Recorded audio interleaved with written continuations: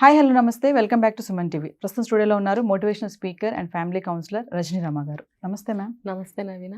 Ma'am, previous వీడియోలో చెప్పుకున్నట్టుగా సంజయ్ రాయ్ ఎవరైతే ఉన్నాడో అంటే వాడిని మంచిగా కూడా సంబోధించాల్సిన అవసరం లేదు అసలు. మనం అంతా అంటే వాడు ఏమంటే ఒక నోటీస్ అయితే ఇచ్చేశాడు, ఇన్ఫర్మేషన్ నేను చేశాను నన్ను కూడా తీసుకోండి అనేసి బహిరంగంగా ఒప్పుకున్నాడు. ప్లస్ ఇంకోటి చూసుకుంటే మేడం, రేప్ జరిగిన అత్యాచారం జరిగిన అటెంప్ట్ కూడా చూస్తే చాలా భయంకరంగా అనమాట, దారుణంగా. తల్లిదండ్రులకు కూడా అసలు మా బిడ్డకి ఏమైందో అనేది కూడా వాళ్ళకి అర్థం కానటువంటి పరిస్థితిలో ఉన్నారు. వాళ్ళు కూడా తెలియదు, వాళ్ళకి వృద్ధులు కాబట్టి కూడా ఎవరో ఒక వ్యక్తి వాళ్ళతో పాటు వెళ్ళడం, ఆవిడ చూడడము, అంటే ఇంకా లెగ్స్ కానీ ఆ తుంటి విరిగిపోవడం కానీ, కళ్ళద్దాలు పెట్టుకున్నప్పుడు కొట్టినప్పుడు ఆ స్పెట్స్లో ఉన్నటువంటి అద్దాలు కళ్ళలో గుచ్చుకొని రక్తం రావడము, ఆ పెదం దగ్గర రక్తం రావడము, చెవులు దగ్గర, ఛాతీ దగ్గర, అంటే అసలు అంటే చెప్పలేని మాటలు కూడా రావట్లేదు మేడం. అంటే ఒక ఉమెన్ గా మనం కూడా ఈ విషయాలు ఈరోజు ఇలా కూర్చొని మాట్లాడుకుంటున్నామంటే ఎంత బాధ అనిపిస్తుంది అంటే, ఇదంతా మనకే ఇంత బాధ ఉంటే అనుభవించినటువంటి తల్లిదండ్రులు అనుభవించినటువంటి ఆ సమయంలో ఆ మమిత ఎంత నరకం అనిభవించింది అనేది మన మాటలో చెప్పలేము. అంటే సంజయ్ రాయ్ వాడు ఎవడైతే ఉన్నాడో వాడికి ఇప్పుడు ఈ రోజుని అనలైజింగ్ టెస్ట్లు అనేవి చేస్తున్నారంట. వాడు ఆల్రెడీ సైకో అని అంటున్నారు, మళ్ళీ ఇచ్చారు ఒక వాలంటీర్గా చేస్తున్నాడు.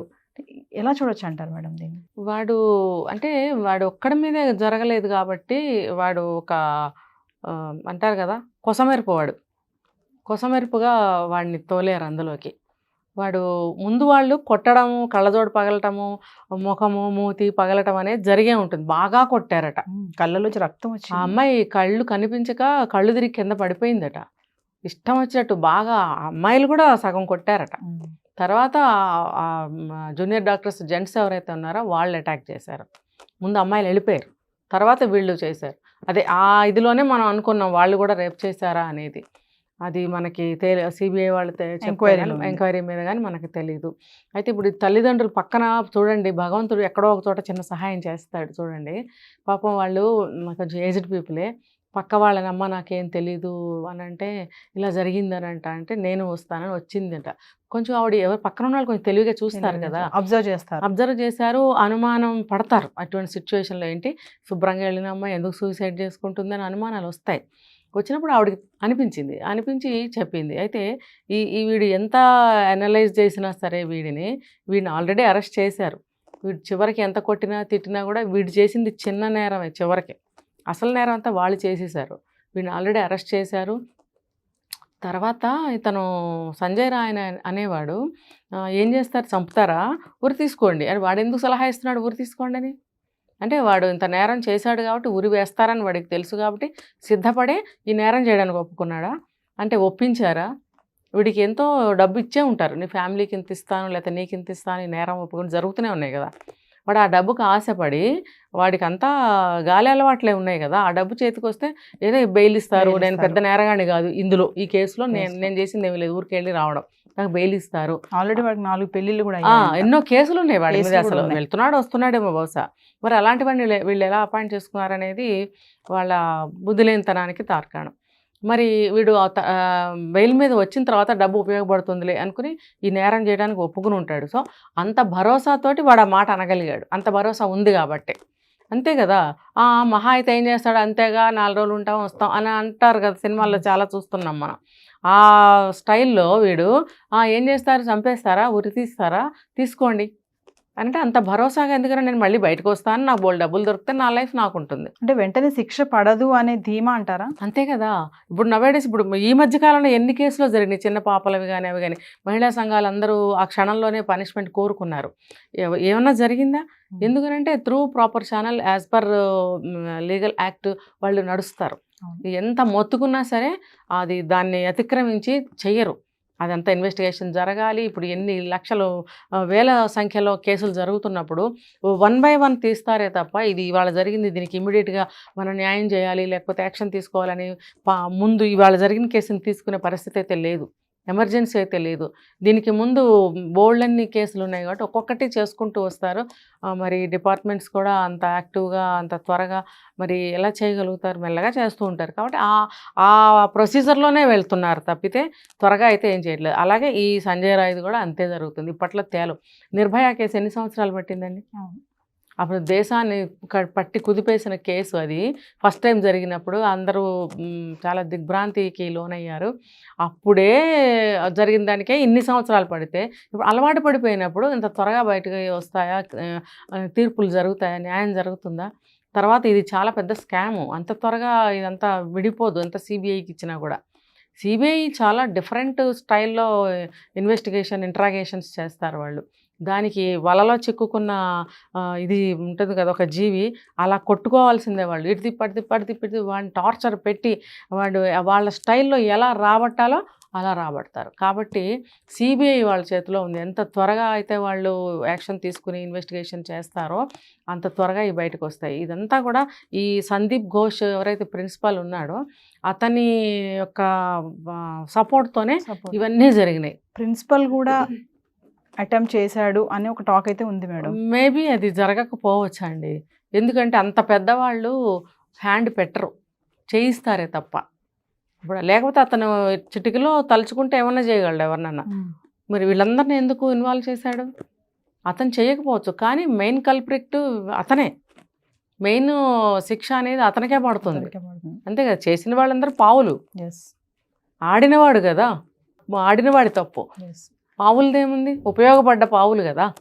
కాబట్టి మెయిన్ ఆ సందీప్ ఘోష్ అనే అతనికే పడాలి. మెయిన్ అతనికి పడితే వీళ్ళంతా సబ్ బ్రాంచెస్ అనమాట, వీళ్ళందరూ కూడా వెళ్ళిపోతారు లోపలికి. బయట జనాలు మేడం ఇప్పుడు పబ్లిక్ని మామూలుగా కదుపుతుంటే ఈ టాపిక్ పైన ఈ సంజయ్ రాయ్ ఎవరైతే ఉన్నాడో ఇట్లా చేశాడు ఇలా అనగానే వాళ్ళు చెప్పేట మాట ఏంటంటే ఇమీడియట్లీ వాడు కాళ్ళు చేతిలో తీసేసి చేయాలి. కానీ వాడు బహిరంగంగా ఒప్పుకున్నాడు కదా నేను చేశాను ఉరి తీయండి అన్నప్పుడు వాడిని ఉరి తీయడము, వాడిని తీసుకుపోయి జైల్లో పెట్టడం ఇవన్నీ కాదు. ఇమీడియట్లీ వాడు కాళ్ళు చేతులు ఇక ప్రైవేట్ పార్ట్స్ ఏవైతే ఉంటాయో ఇవన్నీ కట్ చేయాలి అన్న టాక్స్ వస్తున్నాయి. అంటే ఎనలైజ్ మీరు ఒక సైకలాజికల్గా మీరు ఎలా చెప్తారు దీన్ని? ఇది స్టార్టింగ్ స్టేజ్లో అనుకున్నారు, అసలు నిజాలు ఏంటో తెలియని స్టేజ్లో అనుకున్నారు. ఇప్పుడు అన్ని తెలిసిన తర్వాత వాడు డెడ్ బాడీతో కదండి చేశాడు, వాడు తప్పు ఏం లేదు అక్కడ. వాడు కేవలం కోరిక తెచ్చుకున్నాడు. ఆ కాళ్ళు విరగొట్టడం, భుజాలు విరగొట్టడం, పెదవులు రక్తం కారటం అనేది మెయిన్గా జరిగిపోయినాయి. మేబీ ఈ కాళ్ళు విరిగిపోవటం అనేది వీడు సైకో కాబట్టి ఆ సెక్స్ చేసే ఆ డ్యూరేషన్లో వాడు ఆడికి అలా ఆ సైకో బుద్ధి ఉన్మాది కదా వాడు, ఆ ఉన్మాదంలో వాడు ఆ కాళ్ళు విరిచుంటాడేమో అనే ఒక అనుమానం నాకు కలుగుతుంది. మిగతా దెబ్బలన్నీ దాదాపుగా వాళ్ళు కొట్టి అమ్మాయిని డ్యామేజ్ చేసిందే అని నాకు అనిపిస్తుంది. వీడిని ఏం చేసినా సరే వీడు డెడ్ బాడీతో చేశాడు, అది కూడా నేరమే. వాడికి కూడా సమానమైన శిక్ష వేయాల్సిందే. మానవత్వం లేని మృగంలాగా ప్రవర్తించాడు కాబట్టి వాడికి కూడా శిక్షార్హుడే, వాడికి కూడా సమానంగా శిక్ష పడవలసిందే. కానీ అసలు బ్రతికి ఉండంగా అయితే వాడు చేయలేదుగా. కాబట్టి మెయిన్ అంతా అది ముందు వాళ్ళు కదిలితే మనకు మొత్తం అందరూ వెళ్తారు, అందరికీ సమానమైన శిక్ష పడాలి. ఈ సందీప్ ఘోష్ అనేవాడు ఎవరైతే ఉన్నాడో ప్రిన్సిపల్, అతనికైతే చాలా కఠినమైన శిక్ష వేస్తారని నేను అనుకుంటున్నా. ఒక విషయం మేడం, మామూలుగా మనము చాలా వీడియోలతో మాట్లాడుకున్నాం కదా, బ్రతికున్నప్పుడే సెక్యూరిటీ లేదు దేవుడా అనుకునే ఇది ఉదాహరణ. అసలు మరి చనిపోయాక కూడా అంటే ఇంకా ఆడపిల్లకి రక్షణ ఎక్కడ ఉంది, అసలు ఎలా వస్తుంది? ఇప్పుడు మన హిందూ ధర్మంలో చనిపోతే కూడా ఏ మతమైనా తీసుకోండి, మన భారతదేశంలో ఏ దేశంలోనైనా తీసుకోండి, వాళ్ళ ఆచారాల ప్రకారం చనిపోయిన తర్వాత కూడా ఎన్ని సంస్కారాలు చేస్తారండి. అంటే దానికి ఎంత విలువ ఉంది చెప్పండి. ఇప్పుడు ఈజిప్ట్లో తీసుకుంటే పిరమిడ్స్లో ఇంకా ఉంచారు వాళ్ళని ఎన్ని వేల సంవత్సరాల నుంచి. ఎందుకు? ఆ రిలేషన్ కానీ, ఆ గౌరవం కానీ, మన మనిషి లేకపోతే ఎలా అనే ఒక భావనతో కానీ వాళ్ళు పిరమిడ్స్ని చేసుకున్నారు, మమ్మీస్ని చేసుకున్నారు. మరి మన ఏ దేశం చూసినా వాళ్ళ సంస్కృతి ప్రకారం చనిపోయిన తర్వాత కూడా ఎన్నో సంస్కారాలు చేస్తారు. అంటే చనిపోయిన వ్యక్తికి కూడా, ఆ డెడ్ బాడీకి కూడా ఎంత వాల్యూ ఇస్తున్నారు ఈ మానవ జాతి. తర్వాత మన హిందూ దేశంలో ఇంకెంత ఉంది చెప్పండి. భగవద్గీత పాడతారు, చదివిస్తారు, లేకపోతే ప్లే చేస్తారు, ఆయనకి ఎన్నో సంస్కారాలు చేస్తారు, స్త్రీకైనా పురుషుడికైనా. ఇంత వాల్యూ ఉన్న మన భారతదేశంలో చనిపోయిన డెడ్ బాడీని ఏ మాత్రం విలువ లేకుండా ఇలా చేస్తున్నారు. ఇంకా చూడండి ఘోరము, మార్చరీలో పోస్ట్ మార్టం కానీ తీసుకొచ్చిన బాడీస్ని వాళ్ళకి రిలేటివ్స్కి హ్యాండ్ ఓవర్ చేయాలి కదా, చేయకుండా వాళ్ళు పాపం పోస్ట్ మార్టంలో ముక్కలు చేసి గుడ్డలో మూట కట్టించినా సరే మన మనిషి అని చెప్పి తీసుకెళ్ళి ఎన్ని సంస్కారాలు చేసి వాళ్ళని పంపిస్తారు పైకి. అలాంటిది ఈ అమ్మాయిని అసలు చాలా ఘోరంగా ఇది చేశారని చెప్తున్నారు పోస్ట్ మార్టంలో కూడా. అయితే దానికన్నా ముందు ఇంకొక పాయింట్ ఏంటంటే, పోస్ట్ మార్టంలో ముక్కలు చేసేసిన బాడీని కూడా వాళ్ళ బంధువులకి ఇవ్వకుండా, బంధువులు అంటే ఇంకా తల్లిదండ్రులు అనుకోండి, ఇవ్వకుండా స్టూడెంట్స్కి, మెడికోస్కి, వీళ్ళకి డిసెక్షన్స్ కానీ ప్రాక్టికల్స్ కానీ దానికి ఇస్తున్నారు. వాళ్ళకి అనాటమీ సబ్జెక్ట్స్ ఉంటాయి, దానికోసం అని చెప్పి ఇస్తున్నారంట. ఎంత ఘోరం కదా. యాక్చువల్గా అయితే అనాథ శవాల్ని వాటిని తీసుకొచ్చి ఇస్తారు. వాళ్ళని అడిగే వాళ్ళు ఎవరు ఉండరు, కనీసం వాళ్ళ జన్మ దీనికైనా ఉపయోగపడుతుంది అన్న భావంతో అలా ఏర్పాటు చేశారు ఎప్పటి నుంచో. కానీ వీళ్ళు అలా చేయకుండా ఇలా చేస్తున్నారు. చూడండి ఎంత ఘోరము. అదంటే చనిపోయిన వ్యక్తికి విలువ ఎందుకు ఇవ్వటం లేదు మన భారతదేశంలో.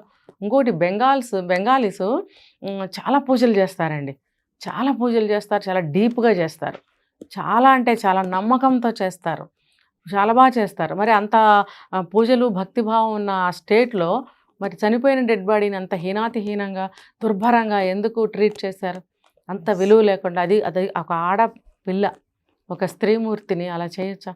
ఇది చాలా వాళ్ళ ఏమంటారు దుర్మార్గత్వానికి ఇది ఒక నిదర్శనం. చూద్దాం మేడం, ఇంక ఇది రోజుకి ఒక్కొక్క న్యూస్ వస్తుంది బయటకి పైన, ఇంకా ఇంకెన్ని నిజాలు బయటకు వస్తాయో వేచి చూడాల్సిన పరిస్థితి. Thank you.